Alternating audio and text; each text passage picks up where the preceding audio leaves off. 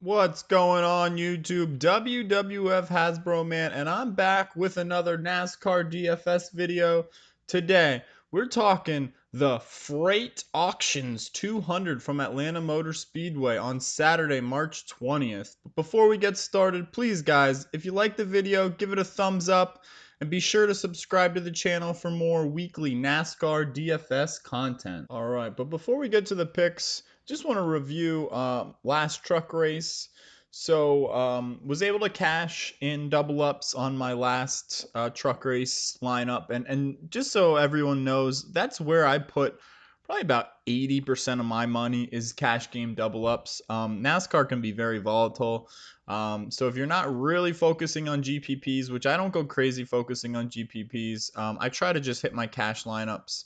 But anyways, you can see Kyle Busch 86% owned. He led and obviously finished second here.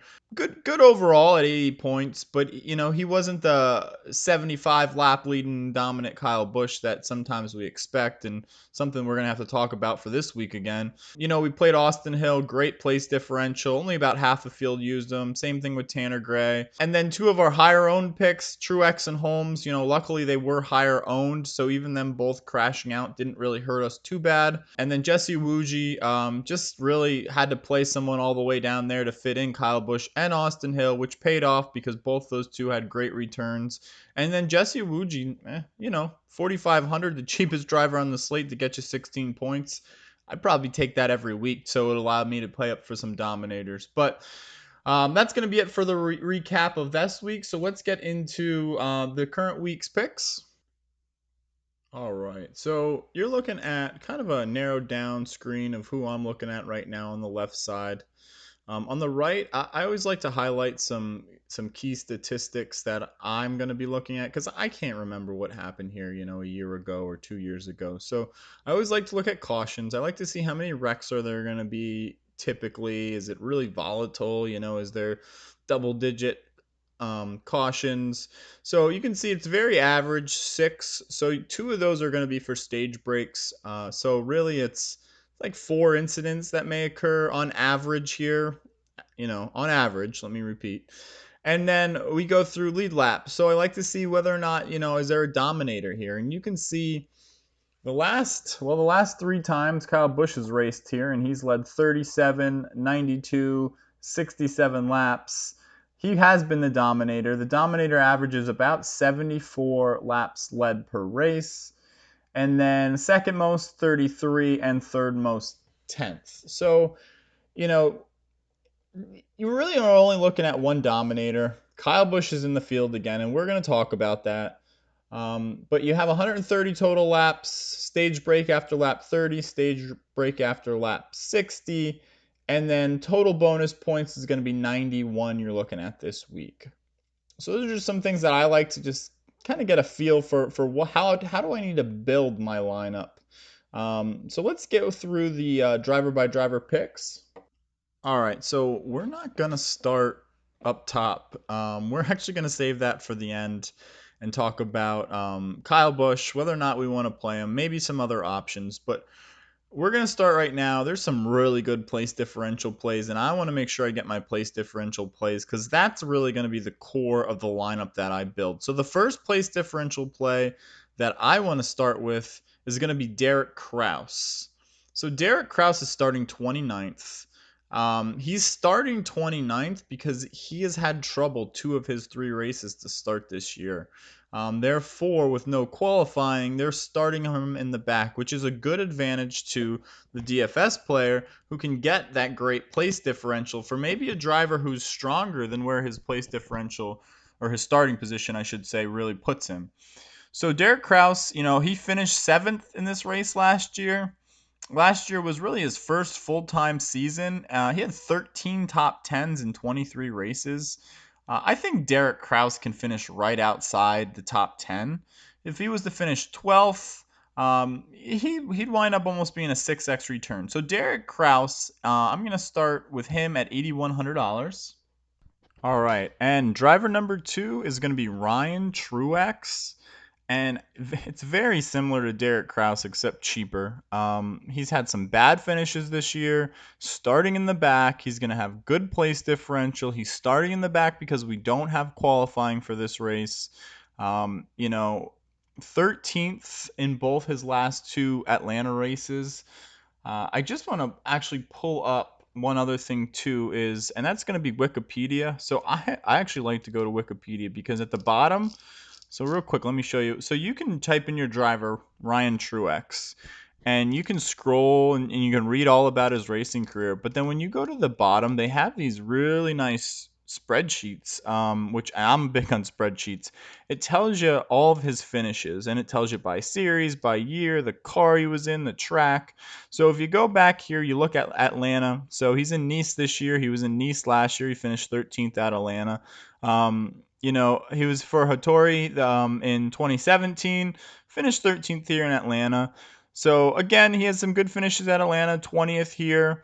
If you go up top, this is actually when he was racing in Xfinity. He had a ninth place in Xfinity with, you could say a little bit more talented drivers in Xfinity. So Ryan Truex is definitely good at this track. He has history at being good at this track. I think Ryan Truex's biggest thing is just staying out of trouble. That seems to really been biting him this year. But again, I think this is a value play. If we had qualifying, he'd probably be starting like 17th, 18th.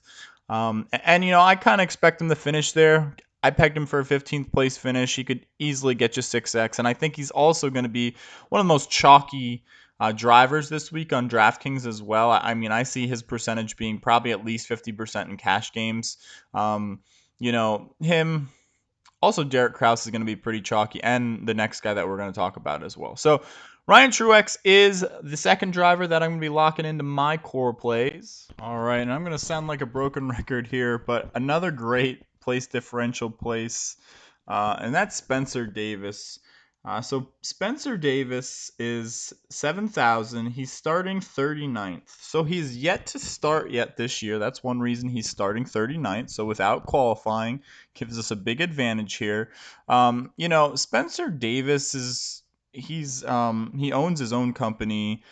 So it's his own stuff he's driving. He will be probably a little more careful with it, but that's good also from the standpoint that he'll avoid wrecks. I'd peg him for about a 15th to 20th place finish here.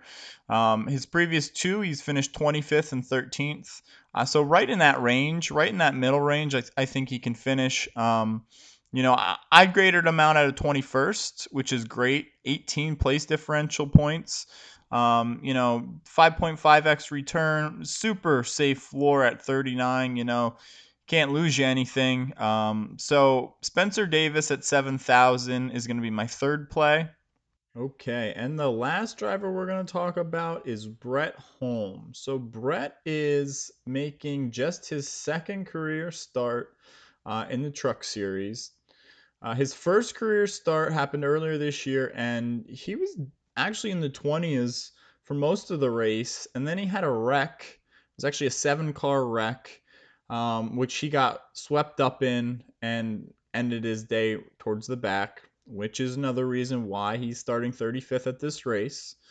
And I'm just going to pull up, as we did earlier, I'm going to pull up Brett Holmes's Wikipedia for everyone.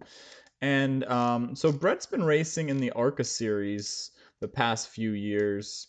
But when you look at his history in the ARCA series, going up here to 2020, 9th, 15th, and then, third, fourth, seventh, second, third, first, fourth, third, second. You can see so on and so forth. He didn't look at this stretch. Aside from this 15th, he finished out of the top 10, just that 15th?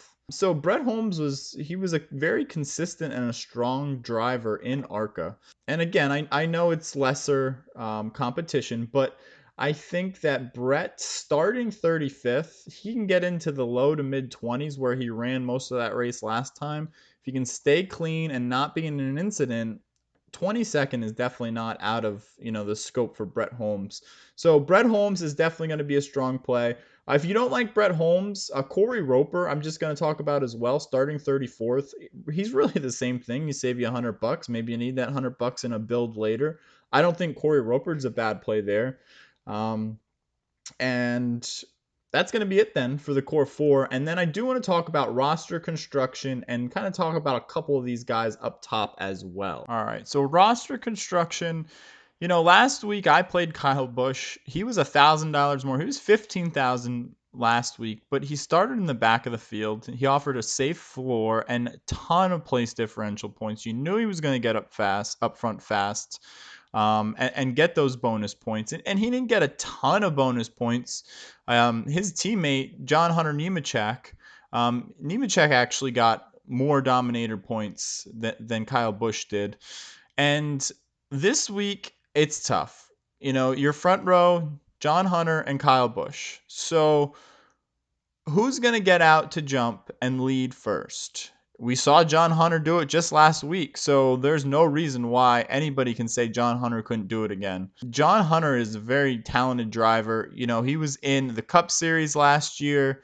He was one of the big four with Tyler Reddick, Christopher Bell, Cole Custer.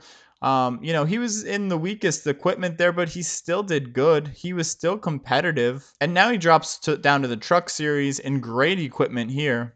There's no reason in my mind that John Hunter Nemechek couldn't go out and win this race again. He has some great finishes so far this year.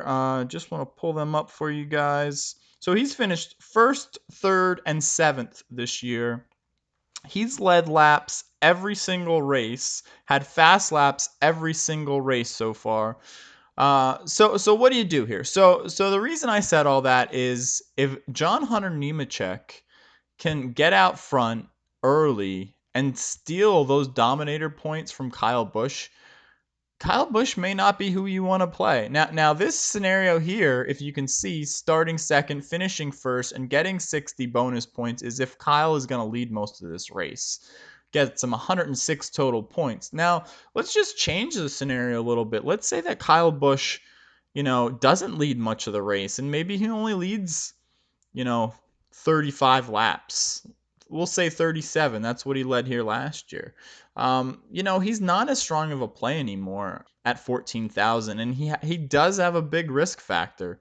You know, if Kyle Busch something is to happen to him, you know, there's a lot of tire wear at this race. So if something was to happen along the lines of a late caution and maybe he does or doesn't pit, can't get back up front, maybe he finishes 15th then.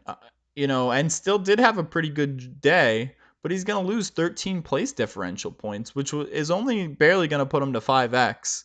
So I think you need to decide how good do you think Kyle Busch is going to do. So let's play one build here real quick. So let's say Kyle Busch is our guy. We do think Kyle Busch is going to get out there. And, you know, we like the salary savings on a Brett Holmes. And, you know, I personally like all my place differential plays in Spencer Davis, Ryan Truex, and Derek Kraus. So those 5 drivers right there are going to leave you with $7,800 for your last driver. Now, I don't have anyone right here in that $7,800 range. There's a pretty big gap, actually. You could fit Todd Gilliland in. You know, I expect him to finish right where he starts, you know, about 5x at 7,400 for a top 10. That's pretty good. You know, that could be one of your lineups right there. All right. And then a second way to do things is, you know, go with Ross Chastain instead of Kyle Busch. Maybe you don't think Kyle Busch is as strong as he once was in the Truck Series. And then you do go with the Roper and the Holmes, Derek Kraus, and then maybe Spencer Davis, which would leave you just about 10,200. Could put you right up in this whole range here. Maybe you just want to go all place differential, and you could hit yourself Tyler Ankrum then, starting 30th. Personally, I don't know that I'd go Ankrum. He hasn't been having the greatest of year. You could still go Sheldon Creed, John Hunter. There's definitely a few ways to go, different ways to look at it. But that's going to be it, guys. That's all I got for the video this week. So if you liked it, please give it the thumbs up. If you have any comments, questions, leave them below. Your support really means a lot to me. And make sure to subscribe to the channel for more weekly NASCAR DFS content.